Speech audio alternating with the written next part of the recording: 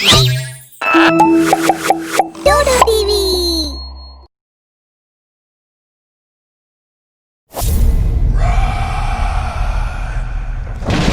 रात का वक्त है, बहुत तेज बारिश हो रही है, बिजली चमक रही है और रात के इस अंधेरे में बहुत तेजी से हवाओं को चीरती हुई एक गाड़ी चली आ रही है।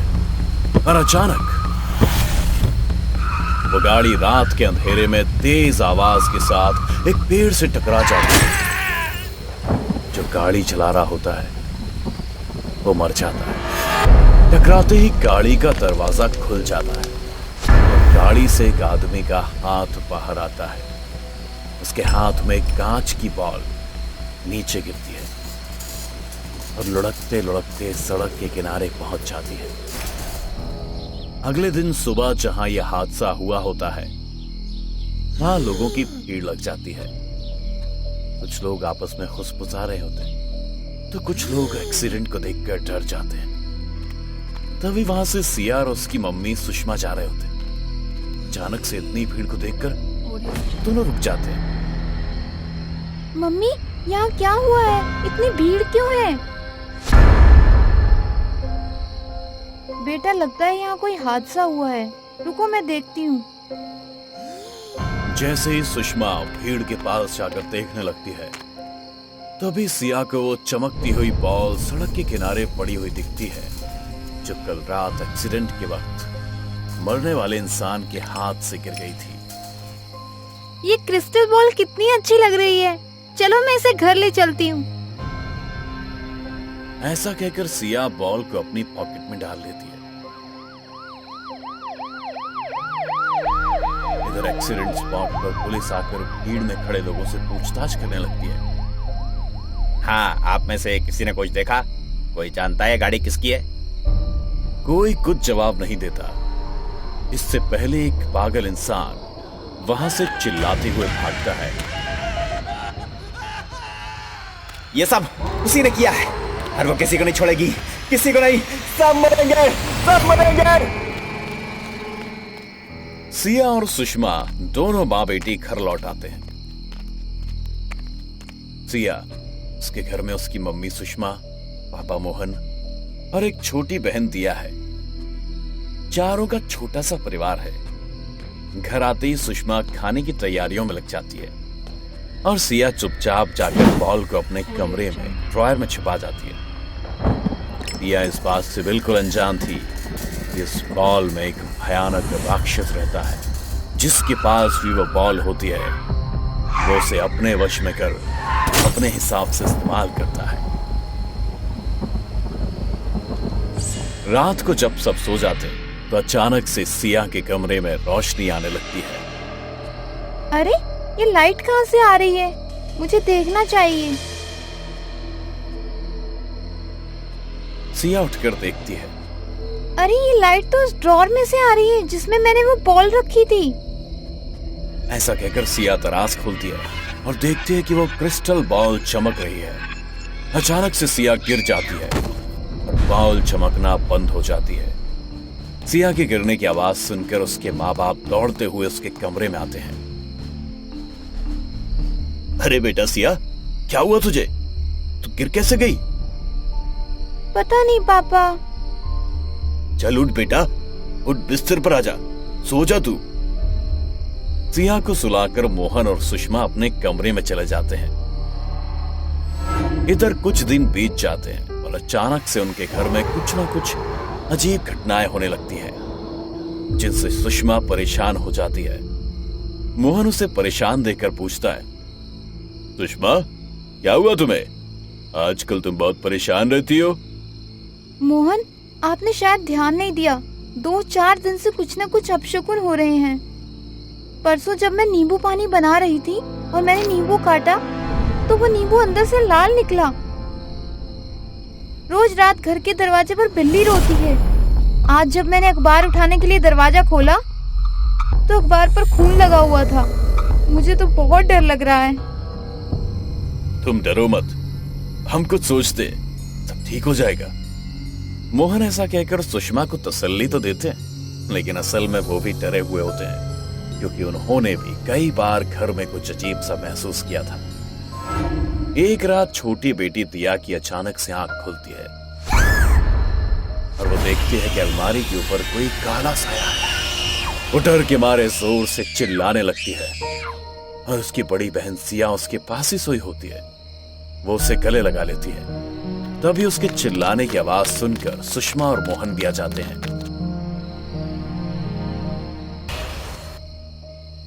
पापा, मैंने वहाँ कुछ देखा। मैंने अलमारी के ऊपर कुछ देखा। नहीं पापा, इसने कोई सपना देखा होगा। आप जाइए, मैं इसे सुला दूंगी। आजकल टीवी बहुत देखने लगी है, इसलिए उल्टे सीधे सपने देखती है। कोई दिया की बात नहीं सुनता कि उसने किसी को देखा है।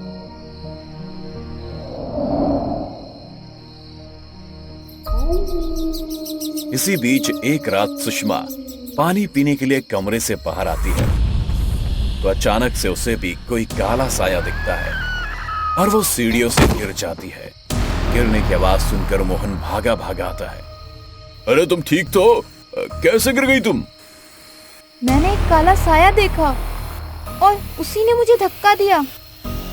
दोनों डर जाते हैं और अपने कमरे में चले जाते हैं।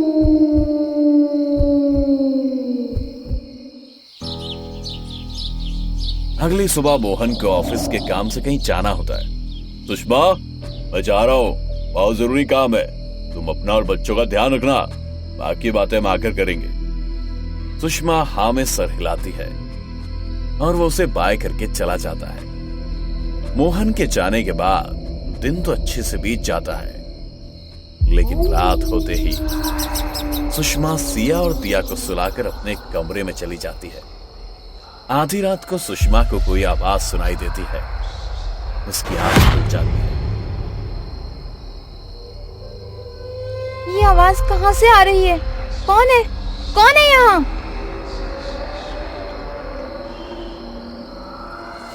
वो और कुछ कह पाती, इससे पहले उसे अपने सामने एक बड़ा सा काला साया दिखाई देता है, जिसकी दो लाल लाल आंखें हैं, दांत बाहर निकले हुए हैं, बड़े बड़े नाखून हैं, चेहरे पर बाल उड़कर उसे और डरावना बना रहे हैं। सुषमा कांपती आवाज से कुछ बोलने की कोशिश करती है पर बोल नहीं पाती। वो लड़खड़ाते कदमों से वहां से अपने बच्चों को बचाने के लिए भागती है। लॉबी तक पहुंचती है, लेकिन इससे पहले ही वो साया उसके पैर पकड़कर खींच लेता है। वो गिर जाती है, खुद को बचाने की बहुत कोशिश करती है, पर वो साया उसे कमरे में ले जाता है और मार देता है।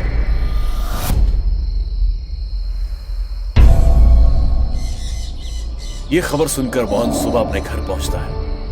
पुलिस घर पर है। मोहन अपने बच्चों को गले लगाकर रोता है। इस बात को कुछ दिन बीत जाते हैं। वे तीनों अपने दुख को भुलाने की कोशिश कर रहे होते हैं। एक रात छोटी बेटी दिया की आंख खुलती है। उसे एक सुंदर सी गुड़िया दिखाई देती है। आओ, मेरे पास आओ। देखो, मैं तुम्हें बुला रही हूँ, जल्दी आओ। दिया उस गुड़िया के पीछे पीछे चलने लगती है और उसके पीछे पीछे एक काला साया चलता है। आओ, मुझे पकड़ो। ऐसा कहते हुए दिया को सड़क तक ले जाती है। दिया उस गुड़िया के पीछे पीछे चल रही होती है, तभी एक गाड़ी उसे टक्कर मार देती है और वो मर जाती है। अगले दिन एक बार फिर घर में मातम का माहौल है। मोहन अभी अपनी पत्नी के गम से भी नहीं उबरा था कि उसने अपनी बेटी को भी खो दिया। मोहन घर को मनहूस कहकर अपनी एक बेटी सिया को लेकर कहीं और छोटे से घर में चला जाता है। दोनों अपने नए घर में होते हैं। तभी एक रात मोहन अपनी बेटी सिया के चिल्लाने की आवाज से उठता है। पापा बचाओ, मुझे बचाओ। वो भागा भागा आता है और देखता है कि कोई उसकी बेटी के बाल पकड़कर उसे हवा में उड़ा रहा है, लेकिन कोई नजर नहीं आ रहा है। मोहन जैसे अपनी बेटी के बाल काटकर उसे बचाता है और जोर से चिल्लाता है, कौन हो तुम? क्यों मेरे परिवार के पीछे पड़े हो? हमने तुम्हारा क्या बिगाड़ा है? मोहन को कोई जवाब नहीं मिलता। लेकिन मोहन के पीछे नजर आता है वो काला साया जो मोहन पर पीछे से वार करता है और उसे मार देता है। रात और अंधेरी हो रही है, तेज बारिश है और बिजली चमक रही है। सिया घर की छत पर हाथ में क्रिस्टल बॉल लिए खड़ी है। सिया के चेहरे पर लाइट पड़ती है और सिया के चेहरे में नजर आता है वो लाल लाल आंखों वाला काला साया जिसके वश में होकर सिया ने पहले अपनी मां को, बहन को और फिर अपने पापा को मार दिया। सिया छत से कूदकर अपनी जान दे देती है और उसके हाथ से वो क्रिस्टल बॉल कहीं दूर गिर जाती है। सुबह पुलिस तहकीकात करने के लिए आती है और वो पागल वहां पे आकर चिल्लाते हुए भागता जाता है। इसको भी मार डाला, सबको मारेगी वो क्रिस्टल बॉल सुबह एक लड़के को मिलती है तो वो उसे उठाकर अपनी जेब में डाल लेता है।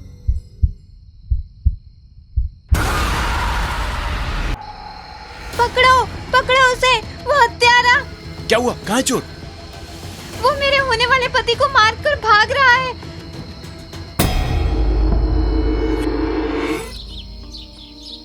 एक गांव था हरिपुर और उस गांव से एक नदी गुजरती थी। गांव के लोग उस नदी को देवी मानते थे। गांव के लोग आपस में बहुत ही घुले मिले थे। लेकिन कोई और भी था जो सभी गांव वालों से अलग अपनी ही धुन में लगा रहता था। अक्सर उसे एक अजीब सा हवन करते गांव वालों ने देखा था। ओम सिम होम क्रीम श्रीम चामुंडाए विच्चै, ओम सिम होम क्रीम क्रीम चामुंडाए विच्चै, ओम त्र्यंबकम यजामहे। वो किसी से भी बात नहीं करता था। वैभव को कुछ समय से क्या हो गया है? हमेशा अकेला अकेला रहता है। मैंने तो कई बार रात को उसे कुछ अजीब हरकतें करते हुए देखा है। मैंने भी देखा था उस रात। बिल्कुल अंधेरा था और वैभव उस पीपल के पेड़ के नीचे कुछ तंत्रमंत्र टाइप। मैं तो बहुत ज्यादा डर गया था। मुझे तो लगता है कि ये सब उस लड़की के प्यार की वजह से हुआ है। असल में एक लड़की और वैभव एक दूसरे से बहुत प्रेम करते थे, लेकिन गांव वालों को यह मंजूर नहीं था। उस घटना के बाद ही कई गांव वालों ने वैभव को कुछ अजीब सा मगर डरावना करते देखा था। खैर, गांव वालों ने उन बातों को नजरअंदाज कर दिया और सब उसी तरह चलता रहा। लेकिन एक रात उस गांव में एक अजीब सी घटना घटी। वो मेरे होने वाले पति को मारकर भाग रहा है, वो हत्यारा। क्या हुआ? कहाँ है हत्यारा? पकड़ो पकड़ो उसे, वो हत्यारा। ये घटना ऐसी थी कि लड़का एकदम से बीमार पड़ गया और जब वो होश में आया तो गांव वालों के कई सवाल थे। वो लड़की कहां से आई थी और फिर उसके बाद कहां गई किसी को नहीं पता। लेकिन वो अपने पीछे कई सवाल छोड़ गई। फिर कुछ ही दिनों के अंतर से ये घटना फिर हुई और इस बार शिकार बने मुखिया जी। घटना के बाद उनको इतना गहरा सदमा लगा कि 2 दिन तक तो वो बोल ही नहीं पाए। फिर जब उनकी आवाज लौटी तो उनकी जुबान पर सिर्फ एक ही लफ्ज था, वैभव। मुझे लगा ही था ये वैभव कुछ तो बहुत ही अजीब कर रहा है। अब तो साफ है। इससे पहले कि वैभव इस गांव के लोगों को कोई और खतरा पहुंचाए, हमें कुछ करना होगा।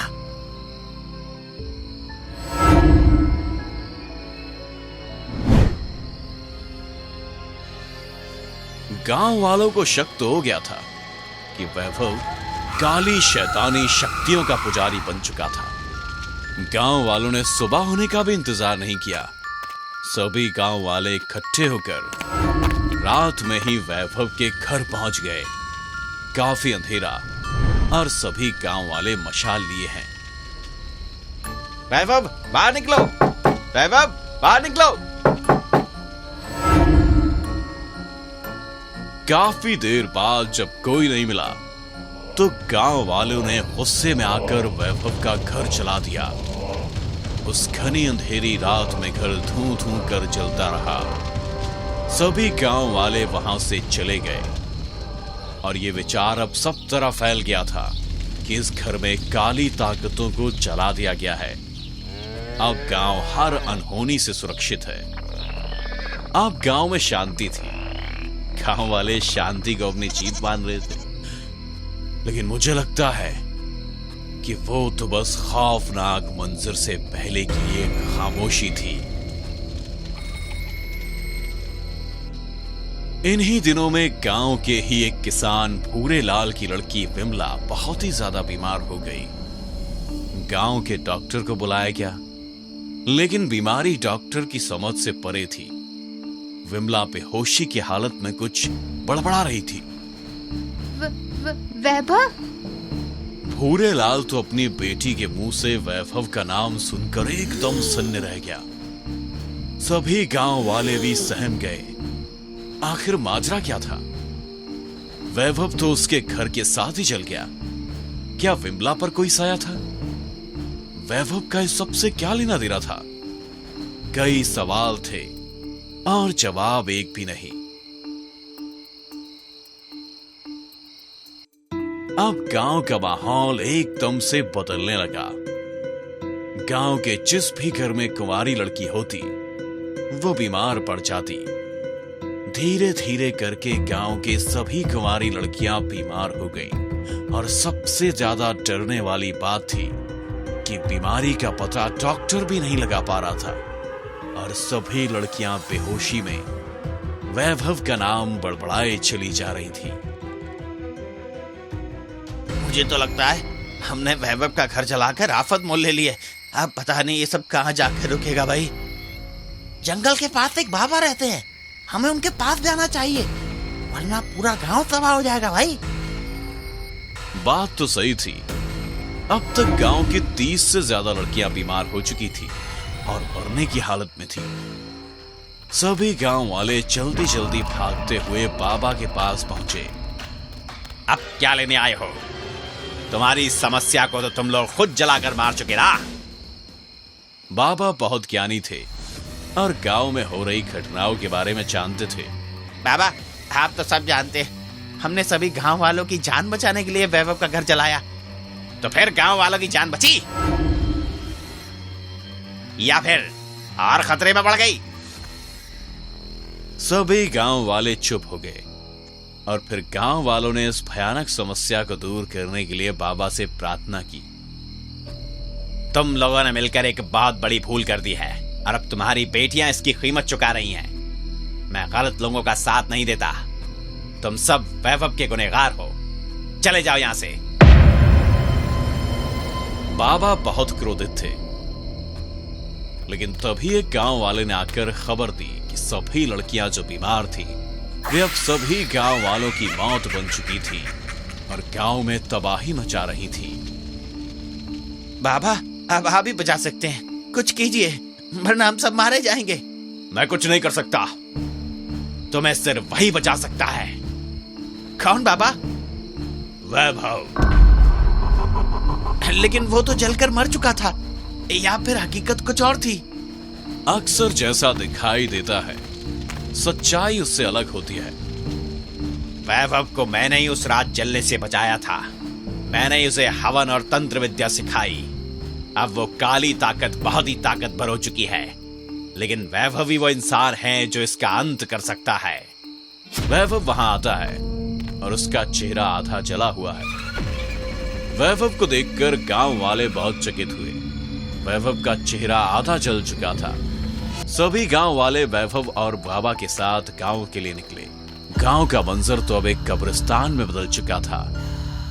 गांव में इतनी सारी चुड़ैल एक साथ घूम रही थी। लंबे खुले बाल, लाल लाल आंखें, लंबे नाखून और बहुत ही डरावना चेहरा। बाबा ने गांव के बीचों बीच एक हवन की व्यवस्था की और अपने मंत्रों से हवन शुरू कर दिया।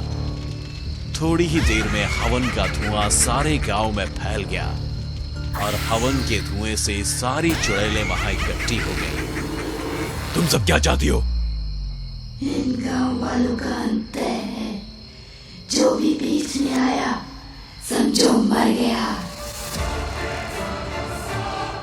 लेकिन इन गांव वालों ने क्या किया है? इन गांव वालों ने ही मुझसे मेरे होने वाले पति को छीन लिया। बहुत प्रेम करती थी मैं उससे, मार डाला मेरे वैभव को। सभी ये बात सुनकर दंग थे। और वैभव, तुम कहीं निर्मला तो नहीं? क्या तुम मेरे वैभव, तुम जिंदा हो?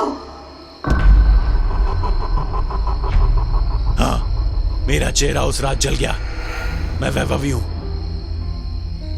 मुझे लगा था कि गांव वालों ने तुम्हें उस दिन पीट पीट कर मार डाला, इसलिए मैंने नदी में कूद कर जान दे दी। लेकिन बाद में मुझे पता चला कि तुम जिंदा हो। मैं बहुत खुश हो गई। लेकिन इन गांव वालों ने फिर एक बार तुम्हें जलाकर मार डालने की कोशिश की।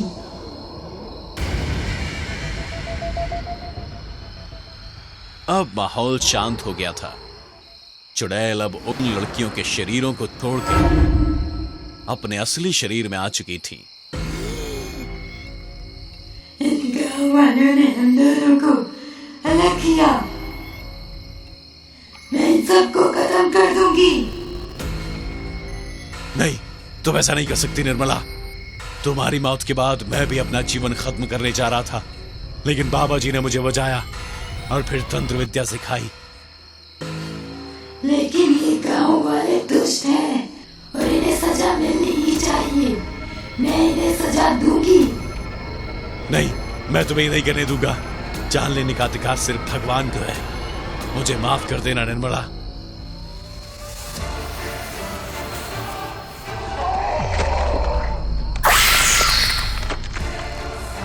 वैभव, तुमने भी मुझे धोखा दिया।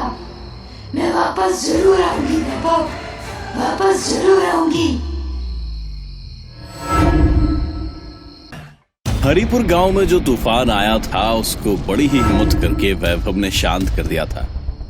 ऐसा नहीं था कि वैभव के प्यार में कोई कमी थी।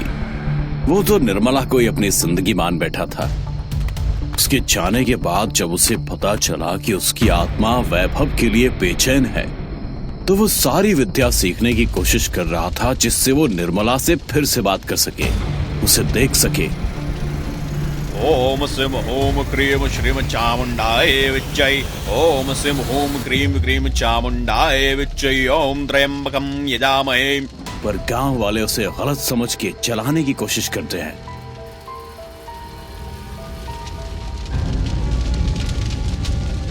और फिर ये तूफान जिसे अभी वैभव ने शांत किया था, निर्मला अपने साथ हुए जुर्म का बदला लेना चाहती थी, पर वैभव का अंतःकरण उसे इस बात की इजाजत नहीं दे रहा था। पुत्र, तुमने जो किया उसके लिए बहुत हिम्मत चाहिए होती है। तुमने गांव वालों का सोचकर जो किया वो बहुत अच्छा किया। गुरुदेव, पर मेरी निर्मला, उसका क्या? वो तो सोच रही होगी कि मैंने भी उसे धोखा दिया। हाँ, ये तो है। निर्मला इस वक्त से ऐसे रहते हुए दुष्ट आत्मा बन चुकी है। उसे बदले के अलावा कुछ नहीं दिख रहा, और उस पर अब तुम ही काबू पा सकते हो। जी बाबा जी, पर अगर मेरी शक्तियां कम पड़ गई तो? मैं हूं ना पुत्र, यथासाध्य हम गांव वालों को बचाने की भी कोशिश करेंगे। बाबा जी वापस अपनी तपस्या में लीन हो जाते हैं और वैभव अपनी कुटिया में जाकर निर्मला को याद करके रोने लगता है। गांव वाले अपनी बेटियों को लेकर घर आते हैं। अब गांव शांत था। सभी घर की बेटियां भी ठीक हो गई थी। सुनिए ना, 4 दिन हो गए हमारी शादी को, फिर तो पूरी जिंदगी गांव में ही रहना है। तो अभी हम कहीं घूम के आते हैं। अभी फसल काटना है और तुम्हें घूमने की पड़ी है। तो अभी शादी क्यों किया ऐसे समय में, जब घुमा नहीं सकते तो? आरती मुंह फुलाकर बैठ जाती है। सागर उसे देखकर, अच्छा ठीक है बाबा, मैं अम्मा बाबूजी से बात करता हूँ। घर वालों की परमिशन लेकर वो टैक्सी लेकर निकल जाते हैं। पर थोड़ी दूर जाने के बाद गाड़ी के सामने एक साया आता है और ड्राइवर उससे बचने के लिए इमरजेंसी ब्रेक लगाता है और गाड़ी पलट जाती है और वो लोग मर जाते हैं। हरिया रोड के किनारे वाले खेत में फसल काट रहा होता है और वो ये सब देख रहा था। गांव वाले इकट्ठा होने लगते हैं धीरे धीरे। अभी नई नई शादी हुई थी, बेचारे की मर गए यार। अरे वो कहा थे हनीमून, वहीं पे तो जा रहे थे। आ गई वो वापस। अरे का बोल रहा जे हरिया, कौन आ गई वापस? हरिया पगला गया है, कुछ भी बोल रहा है। लड़की अपने पति का खाना लेकर खेत जाती रहती है। अपने पति को देखकर, आइए खाना खा लीजिए। आ गई तुम? मैं सुबह जब खेत आता हूँ तब से बस तुम्हारे आने का इंतजार रहता है। अच्छा, उस छोटे से घर में वक्त ही कहाँ मिलता है तुम्हें जी भर के देखने का। 1 महीने पहले जब हमारी शादी नहीं हुई थी तब कौन खाना लाता था आपके लिए? माँ किसी तरह ले आती थी या किसी से भिजवा देती थी, या कभी कभी भूखा भी रहना पड़ता था। अब आगे से कभी आपको भूखा नहीं रहना पड़ेगा।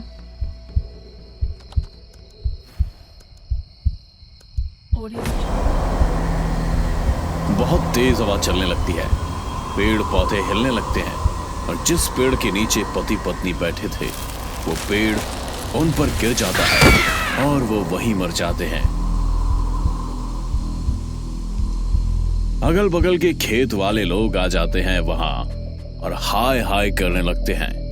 अरे जे बेचारे, हाय रे, अब 1 महीना तो हुआ था इनकी शादी का। अरे कल रात मेरे पड़ोसी वाली बिमला काकी का बेटा बहू भी मर गए। कैसे? उनके बेटे को करंट लगा, बहू बचाने गई, दोनों मर गए।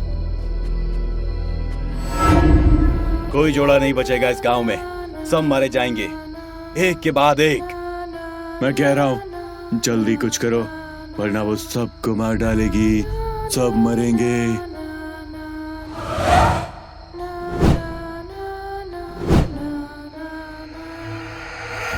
गांव वाले डरे सहमे से हरिया को घूरते रहते हैं। तू किसकी बात कर रहा है? वही जिसने पिछली बार सबकी बेटियों को अपने वश में कर लिया था। ए हरिया, तब पहले से ही डरे हुए हैं, ऐसी बात करके तू और मत डरा। और कितना लोग मरने का इंतजार करेंगे, वो किसी जोड़े को जीने नहीं देगी। एक उंगली की तरफ इशारा करता है। जब गांव वाले उधर देखते हैं तो वहां एक बहुत ही डरावना साया दूर खड़ा रहता है। वो लोग डर कर दौड़ते हुए बाबा जी की कुटिया तक भागते हैं।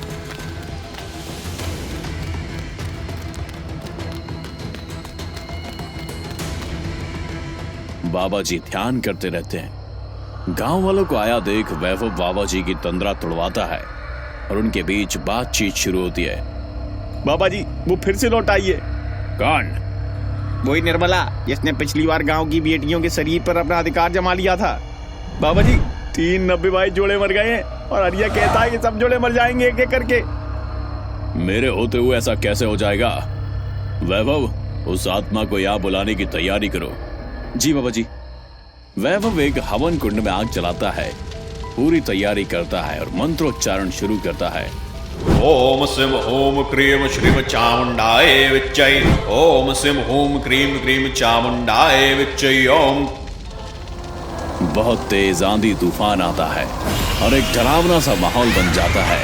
कुछ समय बाद उस हवन कुंड पर काला धुआं इकट्ठा होने लगता है और धीरे धीरे वो काले साए का रूप ले लेता है। कौन हो तुम?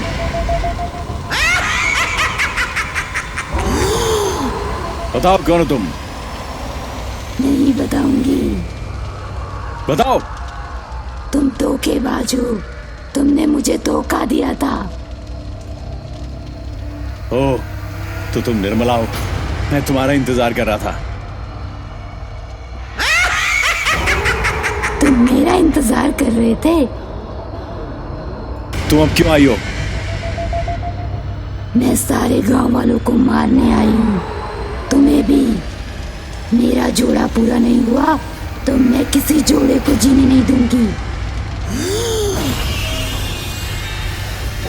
मुझसे तुम्हें क्या मिलेगा? मेरा बदला पूरा हो जाएगा।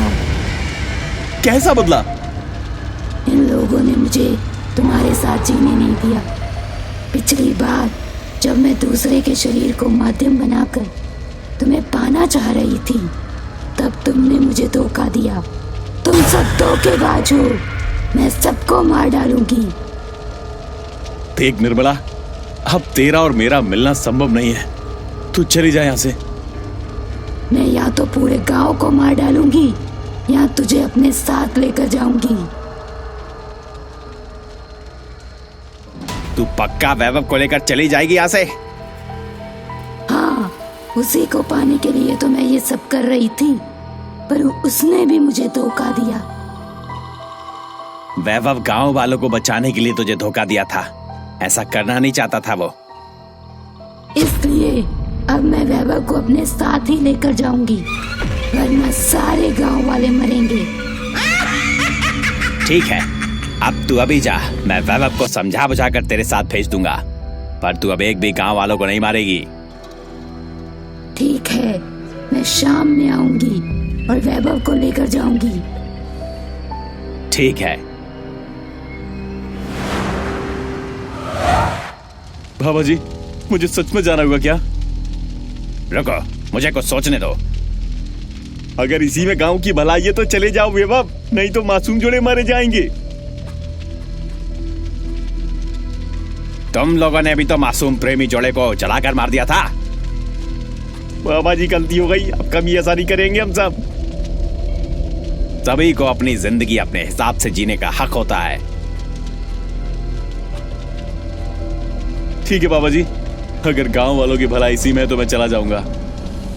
निर्मला बहुत बलवान हो गई है, मगर मुझसे ज्यादा नहीं। सुनो, जब वो शाम को आए तब तुम उसे बातों में उलझाना, तब मैं उसे तंत्र विद्या से बांधने की कोशिश करूंगा। सारे गांव वाले एकत्रित हैं। बाबा जी और वैभव हवन कुंड के पास बैठकर मंत्रोच्चारण कर रहे हैं। धीरे धीरे निर्मला आ जाती है कुंड के ऊपर। देख, मैं गांव वालों की खातिर तेरे साथ चलने को तैयार हूं, पर तुझे भी एक वादा करना होगा। अब तू लौट कर इस गांव में कभी नहीं आएगी। ठीक है। और ये कहकर वो वैभव के शरीर में घुसने की कोशिश करती है। तभी बाबा जी खड़े होकर अभिमंत्रित जल छींट देते हैं वैभव पर। अब निर्मला वैभव के शरीर को छोड़कर एक गांव वाले के शरीर में घुस जाती है और अपने पड़ोस में बैठे हरिया को मारने लगती है। हरिया पलटवार करता है तो दूसरे गांव वालों को लग जाता है। इस तरह से पूरे गांव वाले आपस में भिड़ जाते हैं और मार धाड़ होने लगता है। निर्मला रुक जा, क्यों गांव वालों को लड़वा रही आपस में? तुम लोगों ने एक बार फिर मेरे साथ धोखा किया। बाबा जी, मुझे जाना ही होगा। हम निर्मला के साथ मैं इससे ज्यादा अन्याय नहीं होने दूंगा। मुझे अब तुम पर बिल्कुल भरोसा नहीं है। अब तुम इस कुंड में आओ। पुत्र, मुझे माफ कर देना, अब ये मेरे नियंत्रण से बाहर हो गया है। कोई बात नहीं बाबूजी, मुझे भी अपने प्यार को प्यार करने का एक मौका मिला है। आप गांव वालों पर अपनी कृपा दृष्टि बनाए रखिएगा। वैभव खड़ा होता है और कुंड में चला जाता है और धीरे धीरे दोनों गायब हो जाते हैं। गांव वाले बाबूजी को प्रणाम करके वैभव का गुणगान करते हुए चले जाते हैं।